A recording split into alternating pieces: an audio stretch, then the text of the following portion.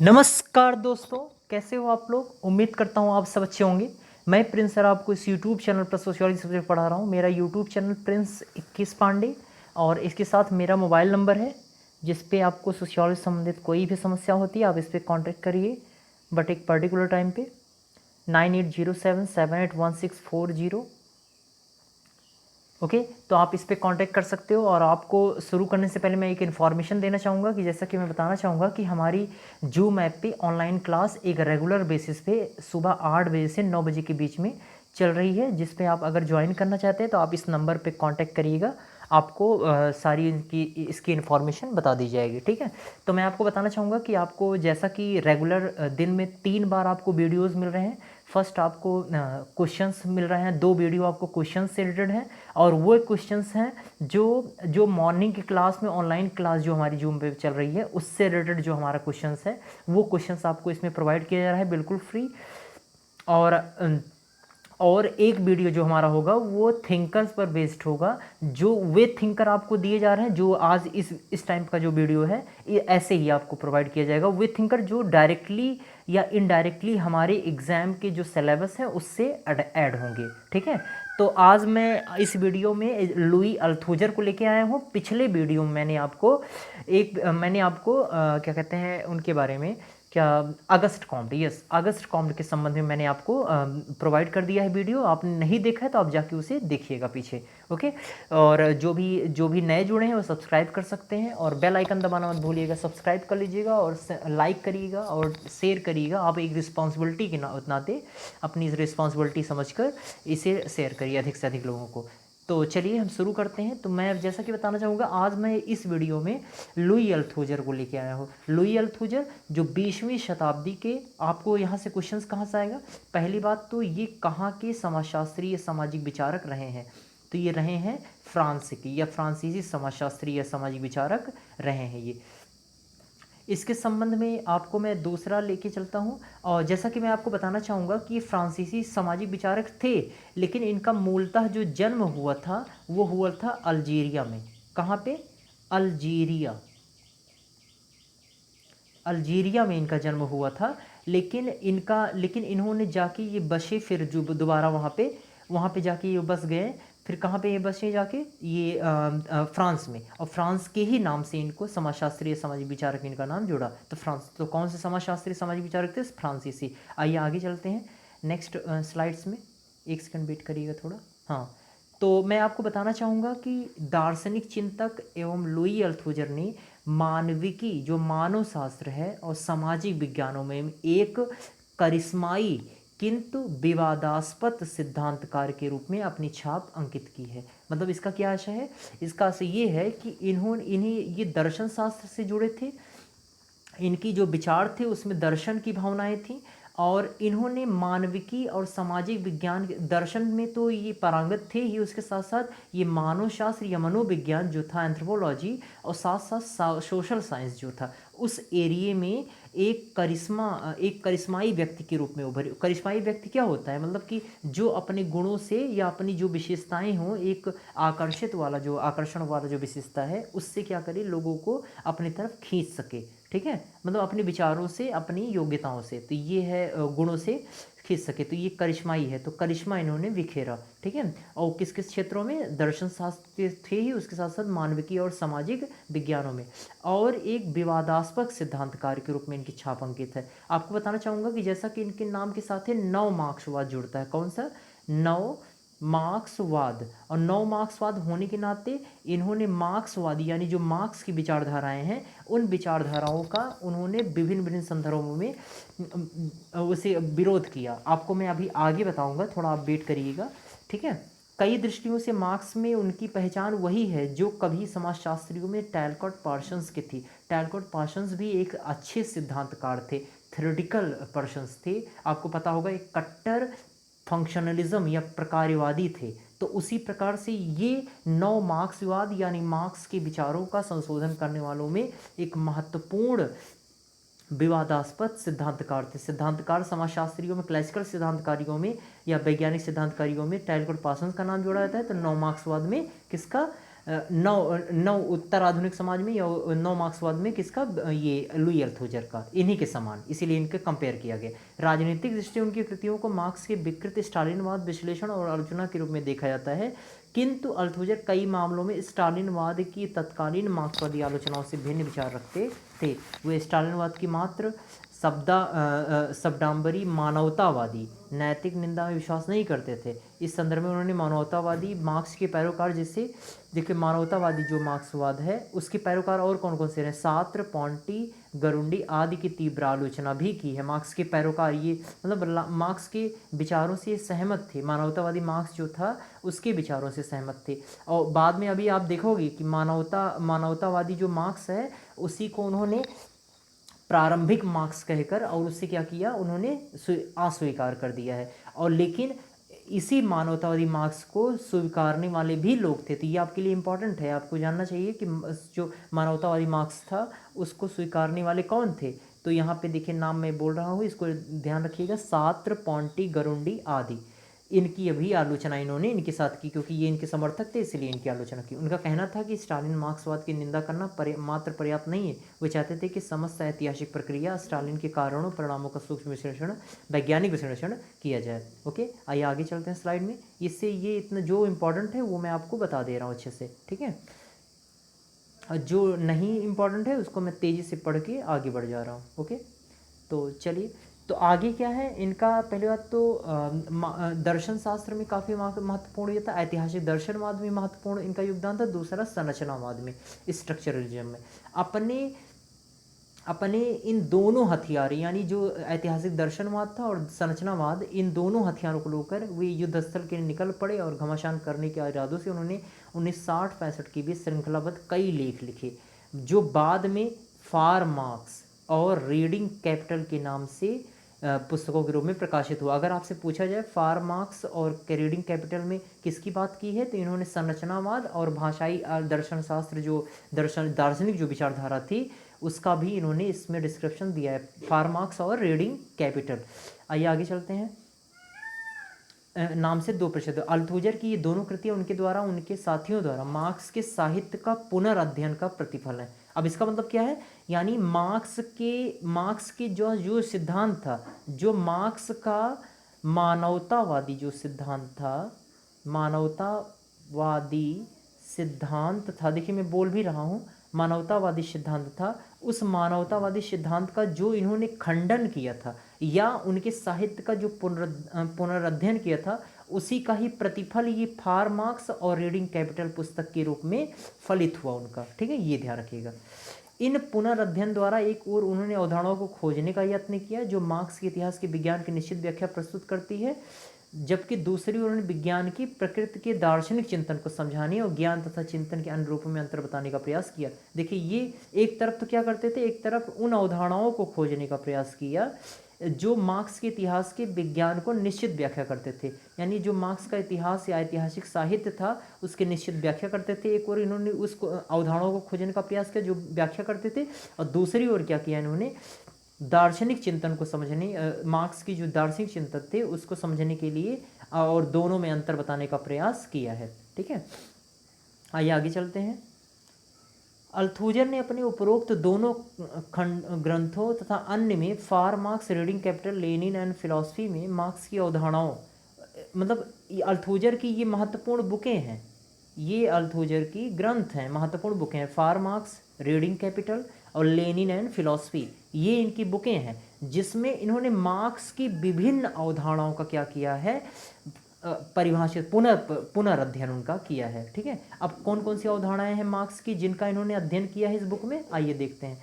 जैसा कि उत्पादन की शक्ति, जैसा कि आपने देखा था मोड ऑफ प्रोडक्शन, उसी में इन्होंने बताया था ना इसे उत्पादन शक्ति, तो ये उत्पादन शक्ति, उत्पादन संबंध, उत्पादन के स्वरूपों के प्रकार, विचारधारा, राज्य, सामाजिक विन्यास आदि को नए ढंग से व्याख्या कर नई परिभाषाएं गढ़ी और उनका अपने विश्लेषण में यथास्थान प्रयोग किया। मार्क्स की अवधारणाओं को नए रूप में परिभाषित करते समय अल्थोजर ने रूढ़िवादी मार्क्सवादी सिद्धांत की कमजोरियों और असफलताओं को उजागर किया है, ठीक है। मतलब आपको मैंने बताया ना कि मानवतावाद पर आधारित था मार्क्स का विचार, तो मार्क्स का जो मानवतावादी विचार था यानी जो रूढ़िवाद पर आधारित था, उस रूढ़िवादी सिद्धांत को क्या किया इन्होंने, कमजोरियों को निकाला और कमजोरियों को निकालने के बाद उस असफलताओं को उजागर किया जिनका विवेचन इस लेख में यथास्थान किया गया। मार्क्स की अवधारणाओं की पुनर्व्याख्या का अल्थोजर का उद्देश्य मानवतावादी दार्शनिकों द्वारा की गई मार्क्स की मनगढ़ंत व्याख्या से मार्क्स को उबार कर सच्चे मार्क्स की छवि को प्रस्तावित करना था। मतलब ये जो पुनर्व्याख्या करने का कार्य था, ये पुनर्व्याख्या करने का इनका मुख्य उद्देश्य ये था कि अल्थोजर जो प्रारंभिक मार्क्स थे, और प्रारंभिक मार्क्स किस पर आधारित था, मानवतावादी विचारों पर आधारित था। और मानवतावादी विचार इसी मानवतावादी विचार को क्या कहा गया है, इसी मानवता रूढ़िवाद पर आधारित बताया गया है। अब इसी मतलब रूढ़िवाद से छुटकारा दिलाने का कार्य इन्होंने किया और इसे छुटकारा दिलाकर मानवतावादी मार्क्सवाद से, प्रारंभिक मार्क्स से और सच्चे मार्क्स की तरफ ले जाने का कार्य किया इन्होंने। ठीक है, ये चीज़ें। आइए आगे चलते हैं। अब देखिए अल्थोजर ने विभिन्न बिंदुओं को मतलब अल्थोजर ने मार्क्स की जो विचारधाराएं थीं उन विचारधाराओं को लेकर और उनकी विचारधाराओं को एक विचारधारा को लेकर और फिर उन्होंने किस प्रकार व्याख्या किया है निम्नलिखित बिंदुओं पर, आइए हम जानते हैं वन बाय वन। ठीक है, देखिए अल्थोजर ने जो भी विचार अपने प्रस्तुत किए उसे अति संक्षेप में निम्न बिंदुओं में प्रस्तुत कर सकते हैं। जैसे अल्थोजर पहला क्या है, अल्थोजर परंपरागत मार्क्सवाद की आधार, बेस और अधिसंरचना, सुपर स्ट्रक्चर विषय संबंधी अपनी आलोचना के लिए सर्वाधिक जाने जाते हैं। अल्थोजर को महत्वपूर्ण रूप से अगर नव मार्क्सवाद के संदर्भ में जाना जाता है तो वो इसलिए जाना जाता है क्योंकि उन्होंने जो आर्थिक संरचना या अधिसंरचना या अधोसंरचना की व्याख्या की है मार्क्स ने, उसको पुनर्व्याख्यायित करने का कार्य किया अल्थोजर ने। तो क्या व्याख्या किया, जैसा कि आपको पता है कि इन्होंने पहले मार्क्स को हम डिफाइन कर देते हैं फिर हम पढ़ेंगे। एक मार्क्स ने क्या कहा, मार्क्स के लिए सब स्ट्रक्चर था। आपने देखा था कि मार्क्स ने एक सब स्ट्रक्चर प्रस्तुत किया था, स्ट्रक्चर, और एक सुपर स्ट्रक्चर प्रस्तुत किया था और कहा था सब स्ट्रक्चर आधार होता है सुपर स्ट्रक्चर के लिए और सुपर स्ट्रक्चर नियंत्रित करता है सब स्ट्रक्चर को। ठीक है, इस प्रकार से बताया था मार्क्स ने। लेकिन अल्थोजर देखिए क्या बताते हैं, अल्थोजर कहते हैं, उन्होंने कहा कि आधार यानी जो सब स्ट्रक्चर है आर्थिक उत्पादन द्वारा अधिसंरचना, राजनीति, कानून, नैतिक आदर्श, विचार, धर्म आदि का निर्धारण नहीं होता है, जैसा कि मार्क्स ने माना है। मार्क्स ने यही माना था कि अर्थव्यवस्था के आधार पर ही निर्धारित होता है, अधिसंरचना का निर्धारण होता है जो राजनीतिक संस्थाएं हैं। मार्क्स के अनुसार जब आधार में मौलिक परिवर्तन, और देखिए वो क्या डिफाइन किया इन्होंने कहा कि मार्क्स के अनुसार जब आधार में मौलिक परिवर्तन होता है तब अधिसंरचना में भी बदलाव होता है। मतलब इनका कहना था कि जब आधार में परिवर्तन होगा, मार्क्स के बारे में भी बताया जा रहा है, आधार में जब परिवर्तन होगा तो अधिसंरचना में भी बदलाव आ जाता है। अल्थोजर ने मार्क्स के इस प्रतिरूप को यथावत स्वीकार नहीं किया, यानी जो ये है ये मार्क्स के विचार हैं और इसे अस्वीकार किया। अब क्या बताया आगे, मार्क्स के इस प्रतिरूप में आर्थिक निर्धारणवाद की गंध आती है जिसके प्रति कई आपत्ति है। उन्होंने क्या बताया, अब देखिए यहाँ से, विचारधारा और राजनीति जैसे अधिसंरचनात्मक तत्वों को मात्र आर्थिक आधार का प्रतिबिंब मानने के स्थान पर एक ऐसी योजना प्रस्तुत की जिसमें विचारधारा और राजनीति दशाओं के रूप में स्वीकार किया जाता है, अर्थव्यवस्था के अस्तित्व के दशाओं के रूप में। मतलब सिर्फ अर्थव्यवस्था अकेले ही निर्धारित नहीं करती है उसे, बल्कि इसके साथ साथ विचारधारा और राजनीति को भी जोड़ा है। जैसा कि आपको पता है इन्होंने तीन स्तंभ को नाम लिया था, एक विचारधारा, वैचारिकी और राजनैतिक व्यवस्था, वैचारिकी और अर्थव्यवस्था, तीन प्रकार, आर्थिक व्यवस्था। तो तीन प्रकार के सिद्धांत, ये कई बार हमारे एग्जाम में आया भी है। तो तीन स्टेप को एक आधार के रूप में प्रस्तुत किया। अब देखिए आगे पढ़ते हैं। अल्थोजर ने आंशिक रूप में उत्पादन के ढंग की अवधारणा के रूप में रुचि प्रकट की क्योंकि वे अर्थशास्त्र, देखिए यहाँ पे आ गया ना, वे अर्थशास्त्र, विचारधारा और राजनीति की जटिल संबंधों की अभिव्यक्ति मानते हैं। इसे उत्पादन के ढंग, यानी जो उत्पादन का ढंग है उसके लिए मुख्य रूप से किसके जटिल संबंधों को मानते हैं? तो अर्थव्यवस्था, राजनीति और विचारधारा। आइए आगे चलते हैं। अब आगे क्या इन्होंने डिस्क्रिप्शन दिया है, आगे इन्होंने इसी के बारे में ही आगे बताया है। अल्थूजर मार्क्स और एंजल्स की पुस्तकों के उदाहरणों के साथ साथ समकालीन प्रतिष्ठित संरचनावादी और विचारों का सहारा लेते हुए कहा कि समाज आर्थिक, वैचारिक और राजनीतिक व्यवहारों का एक व्यवस्थित सम्मिश्रण है। देख लिए, तो समाज, इन्होंने कहा कि समाज जो है वो आर्थिक, वैचारिक और राजनीतिक व्यवस्थाओं का एक सम्मिश्रण है। यही क्वेश्चन हमारे पूछता है कि अल्थूजर के अनुसार कौन सी व्यवस्थाएं हैं जो समाज को व्यवस्थित करती हैं। तो कौन सी व्यवस्था है? तो पहला आर्थिक, और दूसरा वैचारिक, और तीसरा राजनीतिक। ये हमारे एग्जाम में कई बार पूछा है, ठीक है, ध्यान रखिएगा इस चीज़। आगे चलते हैं। मार्क्स के सैद्धांतिक ढांचे के संबंध में इसका अर्थ यह है कि आधार और अधिसंरचना के तत्व आपस में व्यवस्थित रूप में जुड़े हुए हैं। इनमें से किसी एक तत्व आधार को संपूर्ण परिवर्तन का मूल कारण मानना बुद्धि संगत नहीं है। अतः अल्थूजर के अनुसार सामाजिक परिवर्तन का कोई एक कारण नहीं है। देख लीजिए, यहाँ पे इंपॉर्टेंट है लाइन, अल्थूजर के अनुसार सामाजिक परिवर्तन का कोई एक कारण नहीं है जैसा कि मार्क्स मानते हैं, बल्कि अनेक कारण हो सकते हैं। अब देखिए यहाँ पर मार्क्स ने सिर्फ आर्थिक कारणों को माना था समाज में परिवर्तन के लिए, लेकिन ये आर्थिक के आधार पर वैचारिकी और राजनीतिक को भी क्या करते हैं? प्रमोट करते हैं। वैचारिकी, जैसे कि आपको पता है मार्क्स के गुरु कौन थे? एंजल्स थे, और एंजल्स के विचारों को देखिए यहाँ पे ये प्रमोट करते हैं, ठीक है। तो वैचारिकी को भी ये शामिल करते हैं और राजनीति को भी शामिल करते हैं अर्थव्यवस्था के साथ। किसके लिए? समाज में परिवर्तन के लिए।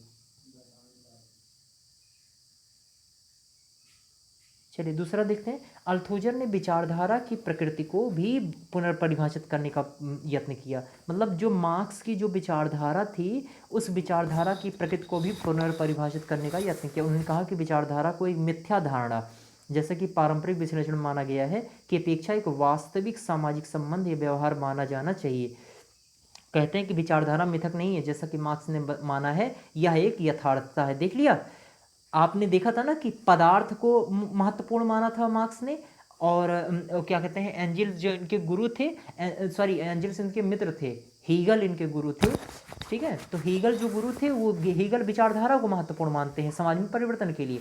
अब देखिए, ये विचारधारा को क्या करते हैं? प्रमोट करते हैं। तो आपसे इनडायरेक्टली ये पूछ सकता है कि हीगल की किसकी विचारधारा को प्रमोट करते हैं? ये तो हीगल की विचारधारा को प्रमोट करते हैं। ये विचारधारा को देखो महत्वपूर्ण मान रहे हैं कि समाज में परिवर्तन के लिए, ठीक है, जबकि मार्क्स पदार्थ को मानते हैं, आपको पता ही है। आगे चलते हैं। अल्थूजर का सर्वाधिक विशेष योगदान, देखिए अल्थूजर का सर्वाधिक विशेष योगदान उनकी वैचारिक राज्य उपकरण की अवधारणा है। आप ये भी इंपॉर्टेंट ध्यान रखिएगा, अल्थूजर का सर्वाधिक विशेष योगदान उनकी वैचारिक विचार आधारित जो राज्य उपकरण है उसको माना है। उन्होंने संभवतः ये किससे ली है? एंटोनियो ग्राम्सी से ली है। एंटोनियो ग्राम्सी प्रधानता की बात करते हैं, जैसे कि हम हेजीमनी। अल्थूजर के अनुसार पूंजीवादी समाजों का अधिक समय तक चलने के लिए आवश्यक है कि उत्पादन के ढंगों का पुनर्निर्माण किया जाए, और यह आवश्यकता वैचारिक राज्य उपकरणों जैसे मीडिया और शिक्षा की संस्थाओं द्वारा पूरी की जा सकती है। देख लीजिए, यहाँ पर इन्होंने उत्पादन के पुनर्निर्माण के लिए और व्यवस्था पूंजीवादी समाज का अधिक समय तक चलने के लिए आवश्यक किसको माना है? वैचारिक राज्य उपकरण को। और वैचारिक राज्य उपकरण में किसे वो माना है? मीडिया और शिक्षा को। धर्म को यहाँ नहीं माना है, कई बार क्वेश्चन पूछता है, ठीक है। धर्म को किसको नहीं स्वीकार किया है उन्होंने, अल्थूजर ने? तो धर्म को। तो मीडिया और शिक्षा वैचारिक राज्य उपकरण है जो क्या कर सकते हैं? जो उत्पादन के ढंगों का पुनर्निर्माण कर सकते हैं। आइए आगे चलते हैं। अल्थूजर के ऐतिहासिकतावाद को ना केवल गलत माना है, देख लीजिए, इन्होंने मार्क्स के ऐतिहासिकतावाद को गलत माना है, बल्कि इसकी कड़ी आलोचना भी की है। इतिहास के बारे में धारणा है कि इसका विकास एक रेखा में एक स्तर से दूसरे स्तर में होता है। जैसे कि आपको पता है, मार्क्स उद्विकाशीय प्रक्रिया को फॉलो करते हैं और विकासीय के आधार पर उस समाज को के विकास को समझाते हैं कि वह एक स्तर से दूसरे स्तर में रेखा में क्रमिक रूप से होता है। मार्क्स ऐसा कहते हैं। अब इसकी ऐतिहासिकतावाद का इन्होंने विरोध किया है अल्थूजर ने। अब इन्होंने क्या बताया है, आगे देखते हैं। पारंपरिक मार्क्सवादी इसी धारणा का अनुसरण करते हुए यह मानते हैं, देखिए पारंपरिक मार्क्सवाद यानी जो मार्क्स है विचार, वो इसी धारणा पर बेस्ड है। उद्विकासीय सिद्धांत या ऐतिहासिकतावाद, दोनों का एक ही मतलब है। मानते हैं कि मानव जात धीरे धीरे कई स्तरों से गुजरती हुए साम्यवादी स्तर पर पहुंचेगी। देख लिया, यानी प्राचीन समाज से साम्यवादी स्तर तक बताया था ना मार्क्स ने, यही चीज़। अल्थोजर ने इसे एक ऐतिहासिक विचारणा मानने से अस्वीकार किया, और उन्होंने, देखिए इन्होंने अस्वीकार कर दिया, और उन्होंने इतिहास संबंधी ऐतिहासिकतावाद विरोधी दृष्टिकोण को उजागर किया, जो उनके अनुसार मार्क्स के बाद के लेखनों में मौजूद है। ठीक है, आइए आगे चलते हैं।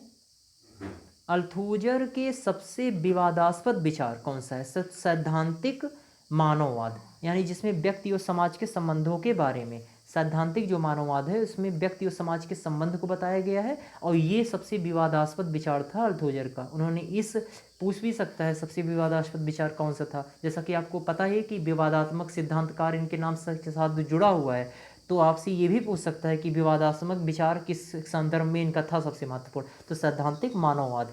उन्होंने उन सिद्धांतों का भी तीव्र आलोचना की है जो व्यक्तियों या व्यक्तियों के समूह को, जो व्यक्तियों के समूह जैसे वर्ग की विशेषताओं के आधार पर मानवीय व्यवहार की व्याख्या करते हैं। उनके अनुसार व्यक्तियों को सामाजिक संबंधों की संरचनाओं के प्रतिनिधियों या निर्माण करने वाले के रूप में देखा जाना चाहिए। नेक्स्ट पॉइंट है, मार्क्स का इतिहास के प्रति अपनाया गया यह दृष्टिकोण कि इतिहास मानव के आत्मविकास की एक प्रक्रिया है, अस्वीकार करने योग्य है।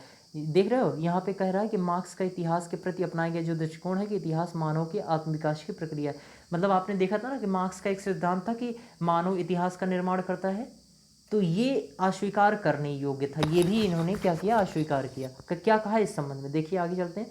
इन्होंने कहा कि सामाजिक जीवन के आधार या स्रोत के रूप में उनके स्वायत्तपूर्ण व्यक्तिगत एजेंसी के विचारों को स्वीकार नहीं किया जा सकता। देख रहे हो, मतलब व्यक्तिगत रूप में किसी एजेंसी को नहीं माना जा सकता है कि वो इतिहास का निर्माण करेगा। अल्थूजर की व्यक्तिगत स्वायत्तता की ऊपरी तौर पर नकारने की स्थिति ने मार्क्सवाद और गैर मार्क्सवाद दो प्रकार के सामाजिक, आगे चलते हैं, दो प्रकार के सामाजिक विचारों में तीव्र प्रतिक्रिया उत्पन्न की है। 7वां क्या है, मतलब मार्क्सवाद था, एक गैर मार्क्सवाद था। ठीक है, उनके विचारों में तीव्र प्रतिक्रिया उत्पन्न की है, दोनों के बीच में यही विचार। ठीक है, अल्थूजर की दृष्टि में बड़े स्तर पर होने वाला ऐतिहासिक बदलाव हमेशा, देख लिया आगे, हमेशा आकस्मिक होते हैं। देख रहे हो, अल्थूजर की दृष्टि में जो बड़े परिवर्तन होते हैं, बड़े स्तर पर जो ऐतिहासिक बदलाव होते हैं वो हमेशा आकस्मिक होते हैं, और हमेशा किसी सामाजिक प्रणाली को प्रभावित करने वाले अनेकानेक विरोधों के अति निर्धारण या संघनन की प्रक्रिया का अपवादिक परिणाम होते हैं। अतः इस अर्ध धार्मिक धारणा अर्थात इतिहास का रुख हमारी ओर है कि उक्ति का मार्क्सवादी इतिहास की व्याख्या में कोई स्थान नहीं होना चाहिए। मतलब यहाँ पे देख रहे हो, इतिहास का रुख हमारी ओर है, मतलब इतिहास का रुख हमारी तरफ है, मतलब इतिहास का निर्माण किससे है, मानव द्वारा, मानव समाज द्वारा। यह उक्ति क्या है, इसका कोई स्थान नहीं है इतिहास में, मार्क्सवादी इतिहास की व्याख्या में कोई स्थान नहीं है इस तरीके से। ठीक है, तो इस प्रकार से नव मार्क्सवाद का इन्होंने विरोध किया।